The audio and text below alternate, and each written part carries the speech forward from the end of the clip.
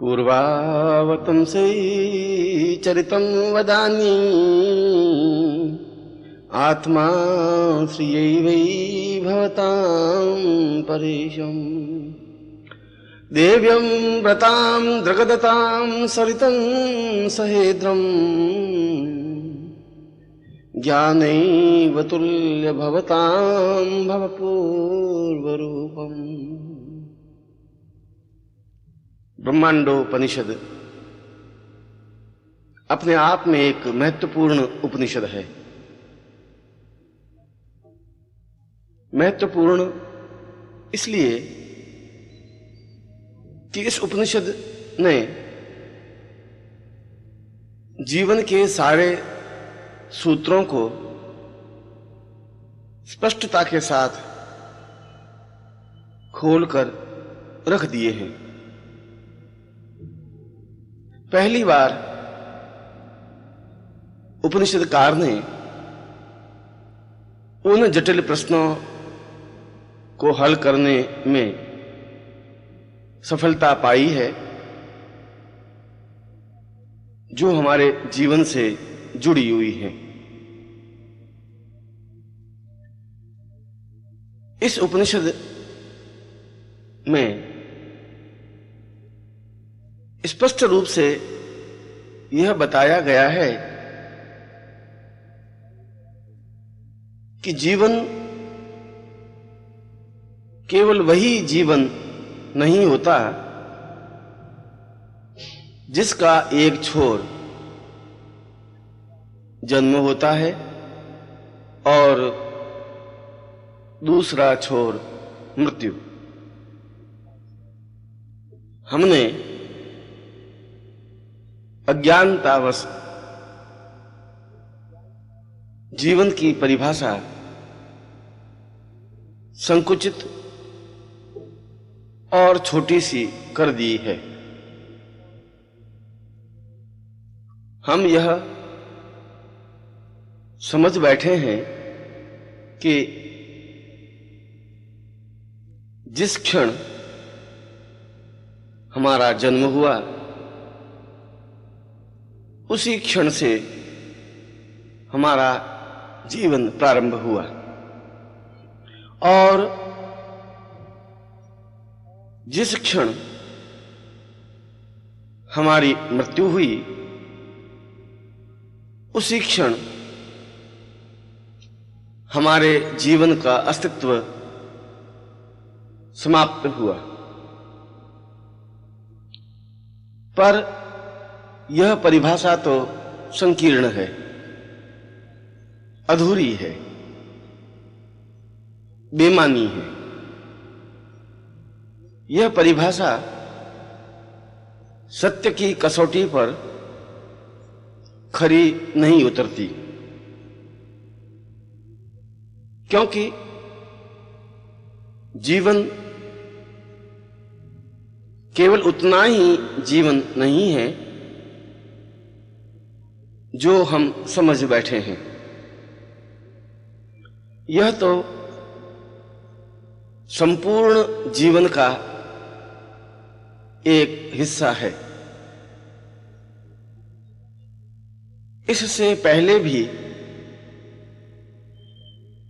हमारा अस्तित्व जरूर रहा होगा। हो सकता है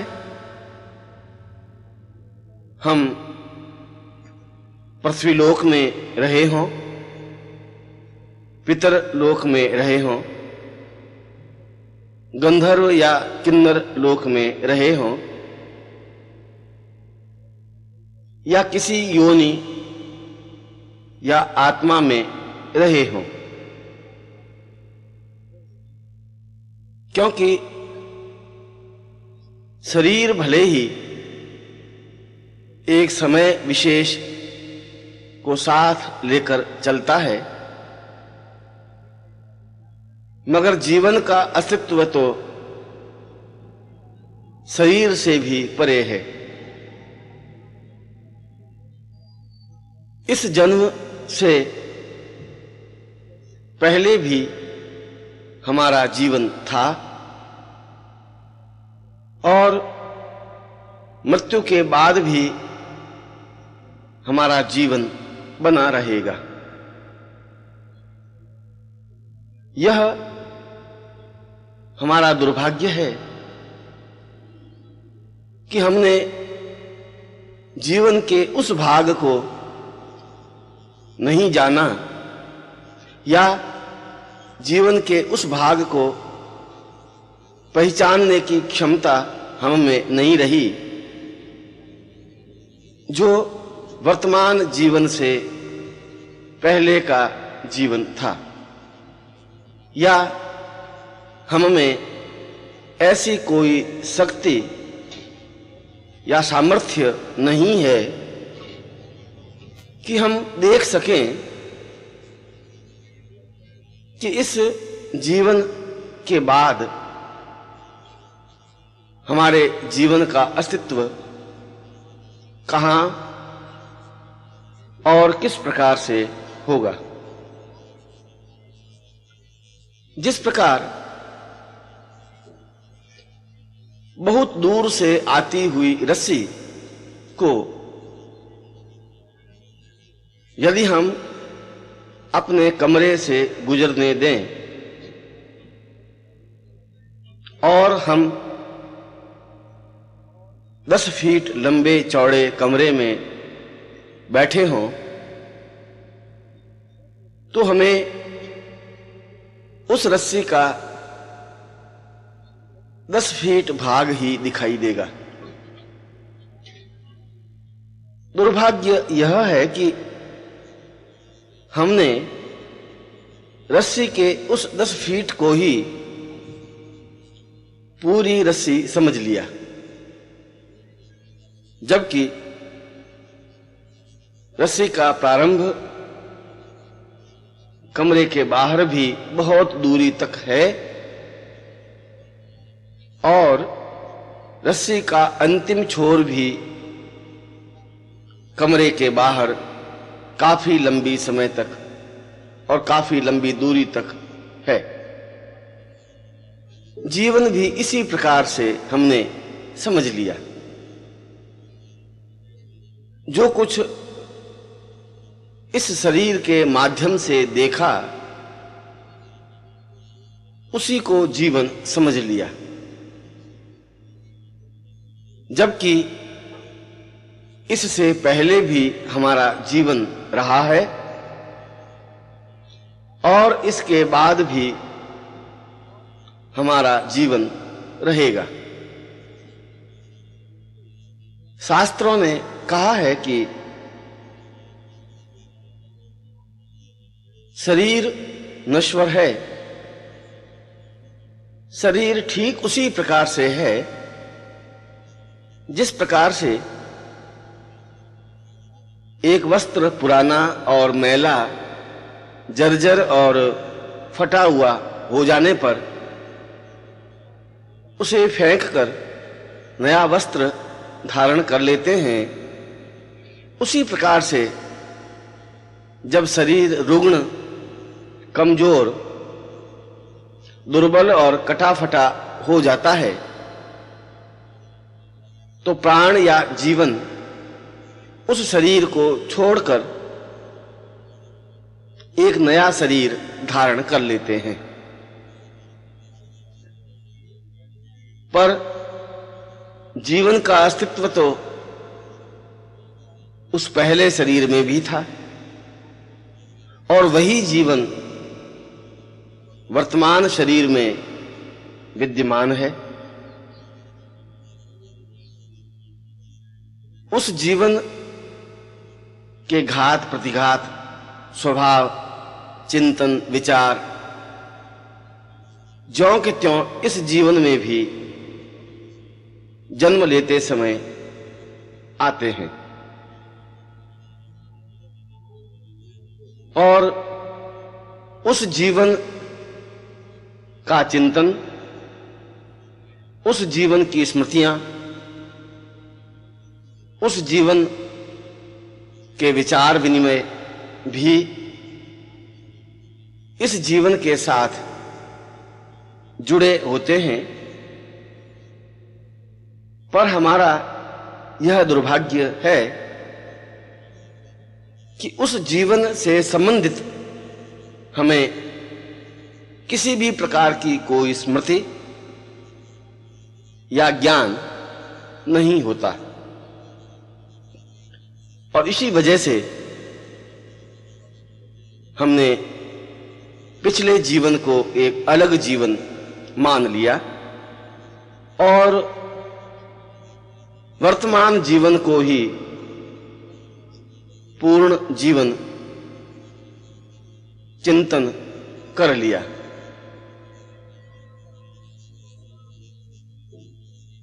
पर यदि इस जीवन को समझना है, इस जीवन के रहस्यों को स्पष्ट करना है, तो पिछले जीवन को भी समझना जरूरी होगा, क्योंकि हमारा वर्तमान जीवन पिछले जीवन का ही एक भाग है। और केवल पिछला जीवन ही नहीं, इससे भी पहले जितने भी जीवन हमने लिए हैं, वे सभी जीवन हमारे वर्तमान जीवन के भाग हैं। यह बात तो सत्य है कि वर्तमान जीवन के रोग, हानि, लाभ, सुख, दुख पर पिछले जीवन का प्रभाव भी पड़ता है। वर्तमान जीवन में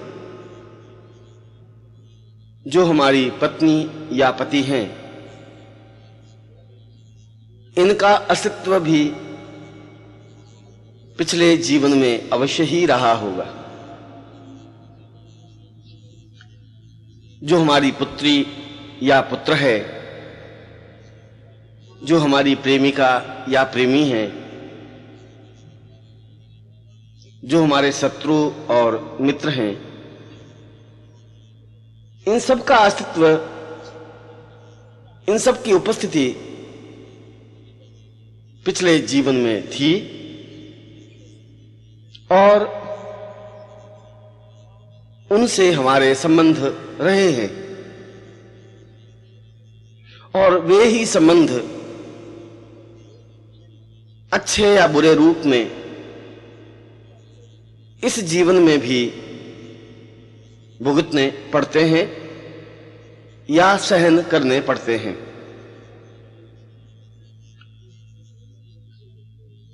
ऐसा हो सकता है कि वर्तमान जीवन में जो तुम्हारी पत्नी या पति हैं, वे पिछले जीवन में पत्नी या पति न हो, आपका उनका संबंध शत्रुवत रहा हो। ऐसा हो सकता है कि वर्तमान में जो आपकी पत्नी है, पिछले जीवन में आपकी परिचिता रही हो और आपने उसको धोखा दिया हो, उसको नुकसान पहुंचाया हो, उसके जीवन को बर्बाद किया हो, और वह प्रतिशोध, उस प्रतिशोध की आग उस स्त्री के मन में अवश्य ही रही होगी, मगर उसकी व्यवस्था होगी कि वह आपका कोई अहित न कर पाई हो, और वही परिचिता इस जीवन में बदला लेने के लिए आपकी पत्नी बनकर आई हो और जो आप दोनों के बीच मतभेद हैं, लड़ाई झगड़े हैं, उपेक्षा है, अनादर है, जो एक दूसरे को देखना भी पसंद नहीं करते, जो तनाव है, उसका कारण यह हो कि वह पिछले जीवन का बदला ले रही हो। ठीक इसी प्रकार वर्तमान में जो आपके पति हैं, वह पिछले जीवन में पति न हो और वह कोई परिचित रहा हो, किसी वजह से आप दोनों के बीच मतभेद हो, इस व्यक्ति ने धोखा दिया हो और बदला लेने के लिए ही पति रूप में इस जीवन में आकर जीवन को दुखमय बना रहा हो। वर्तमान जीवन के पति पत्नी के इन संबंधों को पिछले जीवन के द्वारा ही समझा जा सकता है। यदि हम एक क्षण ठहरकर सोचें कि जिसके साथ हमने 7 फेरे खाए हैं, जो हमारा पति है, शादी के इतने वर्ष बाद भी उसके साथ अनुरक्ति क्यों नहीं है, क्यों नहीं प्रगाढ़ता है, क्यों आपसी मतभेद, तनाव और परेशानियां हैं, क्यों एक दूसरे के प्रति शक और नफरत है। इसकी बजाय एक दूर रहने वाले व्यक्ति से, जो हमारा पति नहीं है, सामाजिक दृष्टि से उसके साथ पतिभाव नहीं है, फिर भी हमारे मन में उसके प्रति इतनी अनुरक्ति क्यों है? क्यों हम मन ही मन उसे पति के रूप में देख रहे हैं? हमारे मन में उसके प्रति चाहत क्यों है? क्यों हमारी इच्छा रहती है कि वह सही है, उसके साथ जीवन सुखमय व्यतीत हो सकता है? क्यों वह जब मिलता है तो हृदय में एक उमंग और आनंद की सृष्टि होने लगती है? क्यों हर समय आंखों में उसकी ही तस्वीर और चिंतन बना रहता है? ऐसा क्यों होता है? वर्तमान जीवन में तो ऐसा कोई तथ्य दृष्टिगोचर नहीं होता, क्योंकि वह दूर रहने वाला है, बहुत ही कम समय के लिए मिलना हुआ है, किसी भी तरीके से उसके साथ वैवाहिक संबंध बन ही नहीं सकते, फिर भी उसके प्रति चाहत होना, उसके प्रति प्रेम होना, हर क्षण उसकी सामीप्यता को अनुभव करना क्यों है? इसका कारण पूर्व जीवन में छुपा हुआ है, जिसके प्रति चाहत है, जिसके प्रति प्रेम है, जो दूर रहते हुए भी आंखों में बसा हुआ है, वह पिछले जीवन का प्रेमी या पति हो सकता है। यह अलग बात है कि वर्तमान जीवन में सामाजिक दृष्टि से उसके साथ पति संबंध नहीं बन पाए, पर वह तो देह का खेल है, प्राणों का और जीवन का खेल नहीं है। प्राण और जीवन तो उसी को पति मानेंगे जो पिछले जीवन में भी रहा है। देह और समाज कहेगा कि यह गलत है, जीवन कहेगा कि यही सत्य है। देह और समाज कहेगा कि यह सामाजिक मान्यताओं और मर्यादाओं के विपरीत है, पर यह समाज तो देह से संबंधित है और देह के साथ ही साथ सामाजिक मर्यादाएं भी समाप्त हो जाती हैं। इसलिए जब समाज कहता है कि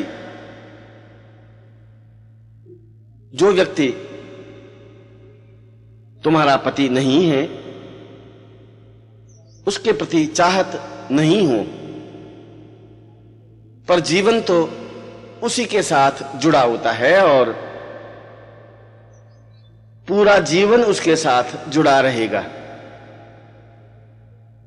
हम चाहते हुए भी उस व्यक्ति के चिंतन और उस व्यक्ति की तस्वीर को आंखों के सामने से धुंधला नहीं कर सकते। मन में मिलने की कसक और हृदय में प्रेम की अनुभूति बनी रहेगी। मन बराबर उसको ही पति मानेगा। लज्जा और सामाजिक मर्यादा बीच में आकर जरूर खड़े होंगे, जरूर बीच में व्यवधान पैदा करेंगे, जरूर हमारे पांव रुक जाएंगे, पर ये बंधन मन की छटपटाहट को समाप्त नहीं कर सकते। इसीलिए मन में छटपटाहट है, इसीलिए मन में वेदना है, इसीलिए पति या पत्नी के बीच मधुरता या आत्मीयता नहीं है, इसीलिए किसी अन्य पुरुष या स्त्री के प्रति अपनत्व और आत्मीयता है। इसीलिए जो वर्तमान जीवन में सामाजिक संबंधों से पति पत्नी मित्र पुत्र पुत्री या अन्य संबंध हैं, उनमें प्रगाढ़ता नहीं है। इसीलिए कोई व्यक्ति जिस पर हम विश्वास करते हैं वह धोखा दे देता है। हो सकता है कि पूर्व जीवन में आपने उस व्यक्ति को धोखा दिया हो और इस जीवन में उसने वापस बदला लिया हो। इसीलिए पुत्र सामने तनकर खड़े हो जाते हैं। इसीलिए घर का वातावरण अच्छा और धर्ममय होने के बावजूद भी पुत्री कुमार्ग पर चलने वाली हो जाती है। ये सारे ताने बाने कुछ इस प्रकार के हैं कि वर्तमान जीवन के माध्यम से नहीं सुलझाए जा सकते। हम नहीं समझ सकते कि क्यों हमारे पति पत्नी के बीच तनाव है, क्यों एक दूसरे के प्रति विश्वास नहीं है। इतना परिश्रम करने के बावजूद भी हम क्यों निर्धन हैं, क्यों हम इतने बीमार बने रहते हैं, साधनाओं में सिद्धि क्यों नहीं मिलती, और क्यों दूसरे के प्रति चाहत और आत्मीयता है, क्यों उससे मिलते ही मन में आनंद और प्रेम की लहर सी उठ जाती है, क्यों हर क्षण उसकी छवि आंखों में ही बसी रहती है। ये प्रश्न वर्तमान जीवन के हैं,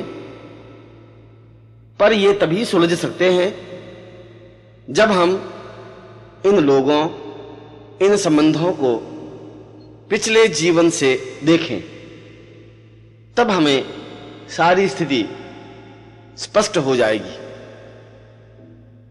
तब हमें मालूम पड़ जाएगा कि यह पति मेरा पति नहीं है, यह संबंध मेरे संबंध नहीं है। इसके लिए तो हमें उस साधना रहस्य को ढूंढना होगा जिसके माध्यम से पिछला जीवन देखा जा सकता है।